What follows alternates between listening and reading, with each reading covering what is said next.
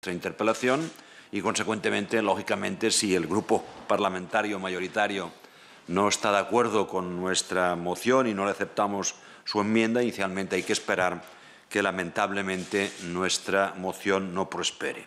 Nosotros pretendíamos, y sigo insistiendo en la gran importancia, que todas las fuerzas políticas, o el mayor número posible de ellas, llegáramos a una determinada serie de acuerdos acerca de qué manera podemos en el futuro inyectar más recursos al sistema sanitario.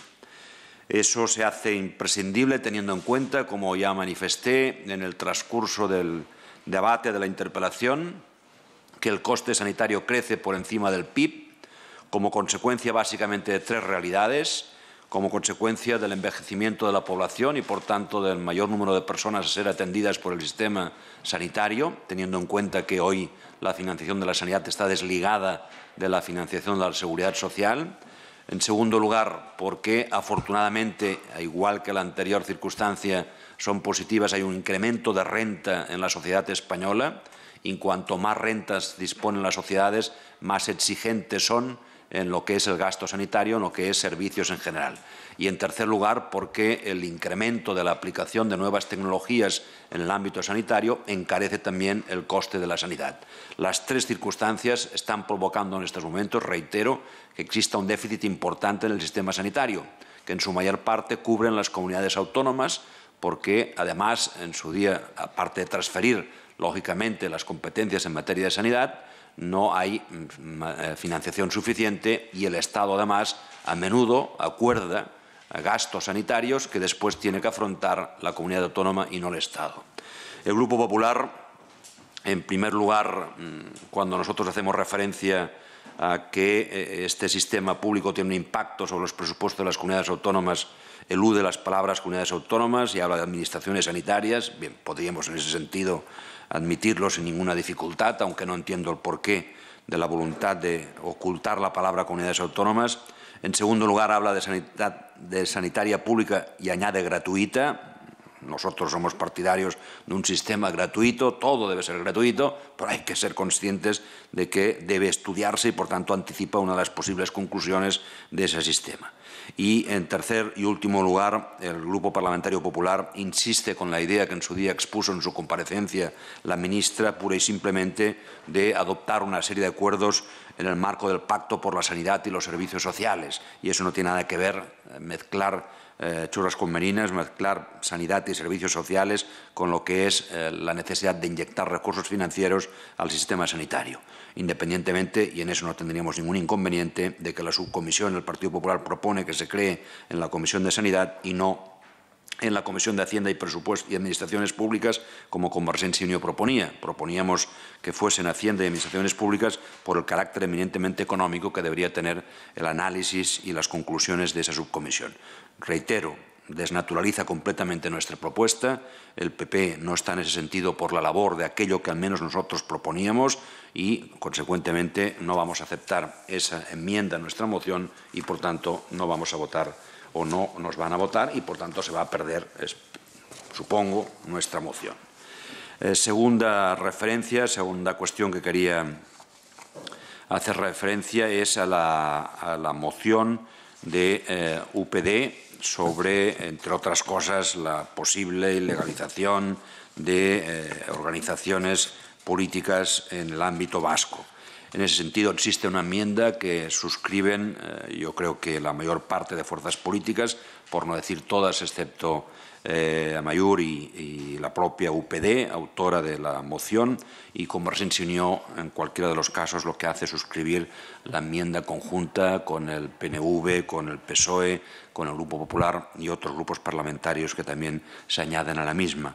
Nosotros creemos que el Gobierno lo que tiene que hacer, el Parlamento, es pedirle al Gobierno que vele por el cumplimiento estricto de la ley y, en cuanto a ilegalización de organizaciones políticas, existe ya un marco legislativo. En su día el Poder Legislativo ya hizo una ley de partidos políticos, por tanto ya puso a disposición del Poder Ejecutivo y del Poder Judicial el instrumento necesario por si se dan las circunstancias, el Poder Judicial pueda llevar a cabo una determinada acción de ilegalización de una fuerza política. No estamos, por tanto, de acuerdo con la propuesta de UPD y nos sumamos y así suscribimos esa enmienda que presentamos prácticamente, excepto Amaiur, la totalidad de grupos parlamentarios.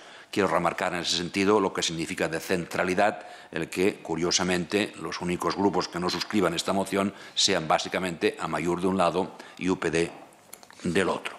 En tercer lugar, quisiera hacer mención al acuerdo que se ha llegado sobre Grecia y, por tanto, dentro de la cuestión de la Unión Europea.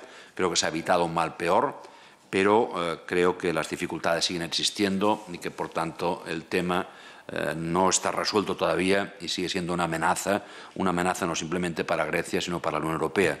Y en ese sentido quiero destacar la incapacidad de los líderes europeos para poder resolver un problema que, al fin y al cabo, Grecia no significa nada más ni nada menos que el 2% del Producto Interior Bruto del conjunto de la economía europea. Pero, al margen de esta referencia, a lo que realmente yo quería referirme es a la carta que el presidente del Gobierno español ha suscrito con otros 11 primeros ministros europeos, en las que se reclaman medidas urgentes para fomentar el crecimiento. Yo quiero expresar nuestro apoyo total al contenido de esta carta suscrito por 12 primeros ministros de países miembros de la Unión Europea. Creo que tanto a lo largo de la campaña electoral como en la anterior legislatura, como el debate que sostuvimos hace 15 días en torno al Consejo Europeo del 30 de enero, dejé muy claro que con las políticas de austeridad o de reducción de déficit público no son suficientes y no vamos a ninguna parte, sino en cualquier caso a una situación peor que la actual. Es evidente que la austeridad y el déficit público hay que rebajarlo y la austeridad hay que practicarla, es condición necesaria, pero en ningún caso es condición suficiente. Condición suficiente es acompañar a esas medidas de austeridad, medidas de estímulo del crecimiento económico, medidas de estímulo del empleo, medidas al fin y al cabo también para intentar que los países miembros puedan dedicar una parte de sus presupuestos al estímulo de la obra pública o, evidentemente, obra pública que tenga un valor añadido para que realmente puedan ayudar al crecimiento económico. Reitero, con austeridad y déficit público vamos a una situación de futuro todavía peor que la actual. Eso nos distancia de Sarkozy y de Merkel, de Francia y Alemania, soy consciente, pero creo reiteradamente que esa no es la política que le conviene a Europa en estos momentos. Está bien la austeridad, pero solo con la austeridad, reitero, lo único que hacemos es agravar la situación. Por tanto, celebramos y en ese sentido, por coherencia con lo manifestado en sede parlamentaria y fuera de sede parlamentaria, Convergencia y Unió suscribe el contenido y se alegra de que el presidente del Gobierno español se haya sumado o haya tenido la iniciativa junto a otros países, 11 países más de la Unión Europea. Dicho esto, estoy a la disposición de todos ustedes para cualquier cosa que quieran plantearme. Sí, señor Durán. Sobre la enmienda que han presentado a la moción de UPyD, si no me equivoco, no se votará si no la acepta la propia UPyD.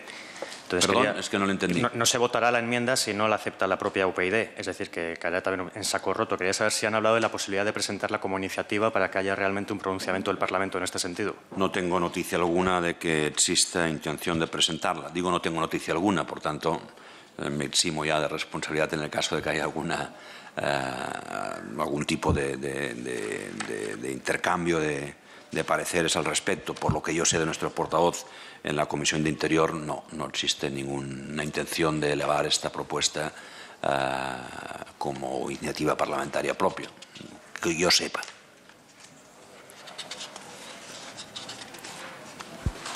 Sí, buenos días. Hablando de reforma laboral, ayer en el seno de una reunión de empresarios se puso sobre la mesa una iniciativa de la cual me gustaría conocer su opinión.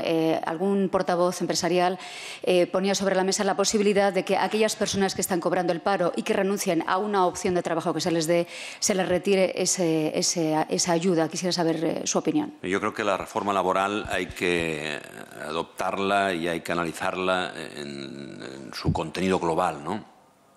Y el contenido global creo que es lo suficientemente equilibrada para darle apoyo, al margen de que nosotros vamos a presentar enmiendas, sobre todo orientadas a reforzar lo que es el autoempleo en el marco de los jóvenes, que ustedes saben hay un 48% de paso de desempleo en este tipo de población. Vamos a presentar enmiendas para reforzar todo lo que se refiere a la seguridad del trabajador, por tanto a su formación para, en el caso de que se quede sin trabajo, pueda encontrar otro lo más rápidamente posible. Vamos a presentar enmiendas que realmente protejan las políticas activas en las competencias que tienen las comunidades autónomas y otras enmiendas. Pero lo que es el esqueleto global de la reforma laboral hay que analizarla en su conjunto y creo que no es justo que se hagan propuestas concretas y que puedan desequilibrar el contenido de esta reforma laboral. Yo creo que la propia reforma laboral, cuando introduce a las ETTs en el sistema de colocación público y además estas sabemos que van a velar mucho más para que se cumpla la ley que hoy ya prevé que cuando se rechacen ofertas de trabajo, 3 en este caso, se quede sin el cobro del subsidio de paro, yo creo que presenta un equilibrio que creo que hay que respetar y en ese sentido, por tanto, sé que es una voz, no es la voz de la COE, es un miembro de la COE no se ha expresado en esos términos, pero en cualquiera de los casos reitero, yo creo que yo también mejoraría en no sé qué punto, pero es un conjunto que lleva un equilibrio entre derechos de trabajadores, entre protección de los trabajadores cuando no tienen trabajo, entre flexibilidad a la hora del funcionamiento de una empresa, movilidad en el mismo seno de la empresa, abarata, por supuesto, el coste del despido. Por tanto, todo eso es un equilibrio. Coger simplemente aquello que me va peor y modificarlo creo que no sería justo. Buenos días, señor Durán. Quería preguntarle su valoración de los incidentes que se han producido en las manifestaciones estudiantiles de Valencia, si cree que la actuación policial ha sido proporcionada o no. Gracias. No lo sé, sinceramente. No tengo elementos de juicio para valorar la actuación policial. No he visto ni tan siquiera imágenes. He leído la prensa con opiniones diversas, lógicamente, en función de qué diario informa sobre el mismo, o sobre la misma, perdón, pero no tengo opinión porque no puedo analizar cosas que no conozco. Sería para mí una temeridad hacerlo sin conocimiento de causa. Nada más. Pues muchísimas gracias. Muy buenos días.